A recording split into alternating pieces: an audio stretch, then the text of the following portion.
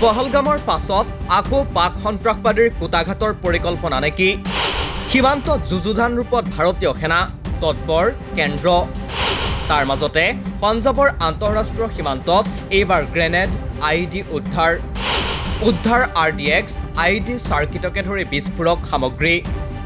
পহলগ্ৰামৰ সন্ত্ৰাসবাদীৰ আক্ৰমণৰ পাছতেই অধিক তৎপৰ হৈছে কেন্দ্ৰীয় চৰকাৰ তথা দেশৰ প্ৰশাসন। পাক সন্ত্ৰাসবাদীৰ বিৰুদ্ধে ইতিমধ্যে ভাৰতীয় সেনাই যুযুধান ৰূপত অৱতীৰ্ণ হৈছে। ২৬ গৰাকীকৈ নিৰীহ পৰ্যটকৰ পুতক ল'বলৈ সমুখ সমৰত নামি পৰাৰ সময়তে এইবাৰ পোহৰলৈ আহিছে সন্ত্ৰাসবাদীয়ে উত্তেজনা সৃষ্টি কৰিব পৰা কেতবোৰ গোপন কাৰ্যকলাপ। পাকিস্তানৰ তেনেই নিকটৱৰ্তী সীমান্ত হিচাপে পৰিচিত পঞ্জাৱৰ সীমাত এইবাৰ আৰক্ষীয়ে উদ্ধাৰ কৰিছে ৫টাকৈ হেণ্ড গ্ৰেনেড, ৬টাকৈ ডিটনেটৰ, ৪.৫ কিলোগ্ৰামৰ RDX সহ IEDকে ধৰি কেইবাবিধো বিস্ফোৰক সামগ্ৰী।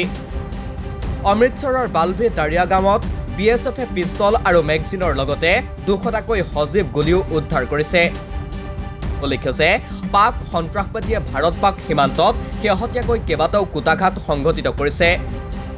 দ্য প্ৰিণ্টত প্ৰকাশিত বাতৰি অনুসৰি ২০২৪ চনৰ ছেপ্টেম্বৰ মাহৰ পৰা পাক সীমান্তৰ নিকটত থকা পঞ্জাৱত ২১টাকৈ এনে আক্ৰমণ হৈছে, য'ত জড়িত আছে পাকিস্তানৰ চোৰাংচোৱা সেৱা আৰু ISI।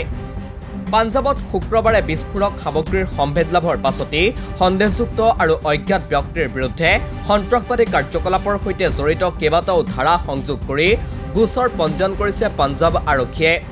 সন্ত্ৰাসবাদী কাৰ্যকলাপৰ বাবে ধাৰা ১১৩, হত্যাৰ চেষ্টাৰ বাবে ধাৰা ১০৯, অপৰাধমূলক ষড়যন্ত্ৰৰ বাবে ৬১ আৰু ধাৰা ৬১(২), অপৰাধীক আশ্ৰয় দিয়াৰ বাবে ধাৰা ২৪৯, ভাৰতীয় ন্যায় সংহিতাৰ ২৫৩, ৩০৮ ধাৰাকে ধৰি বিস্ফোৰক আইনৰ বিভিন্ন ধাৰা সংলগ্ন কৰা হৈছে এই গোচৰত।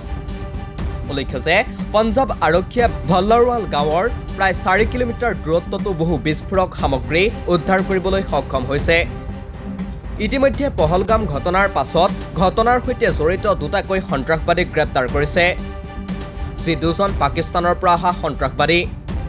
পৰ্যটক তথা দেশবাসীৰ সুৰক্ষা আৰু নিৰাপত্তাৰ স্বাৰ্থত এতিয়া কেন্দ্ৰৰ তৎপৰতাৰ পাছতেই পঞ্জাৱ আৰক্ষী আৰু সেনাই যৌথভাৱে সমন্বয় ৰক্ষা কৰি সন্ত্ৰাসবাদ দমনৰ চেষ্টা অব্যাহত ৰাখিছে। পঞ্জাৱৰ মুখ্যমন্ত্ৰী ভগৱন্ত সিং মানে, ৰাজ্যখনৰ আৰক্ষী সঞ্চালক প্ৰধান গৌৰৱ যাদৱ আৰু ৰাজ্যখনত নিৰাপত্তাৰ দায়িত্বত থকা সেনা বিষয়াৰেও আলোচনাত মিলিত হৈছে। তাৰ মাজতে এইদৰে এতিয়া পঞ্জাৱৰ পাক সীমান্তৰ ফালে থকা অঞ্চলত উদ্ধাৰ কৰা হৈছে কুটাঘাত সংঘটিত কৰিব পৰা বহু বিস্ফোৰক সামগ্ৰী। নিউজ ডেস্ক ৰিপোৰ্ট, দি ক্ৰছ কাৰেণ্ট।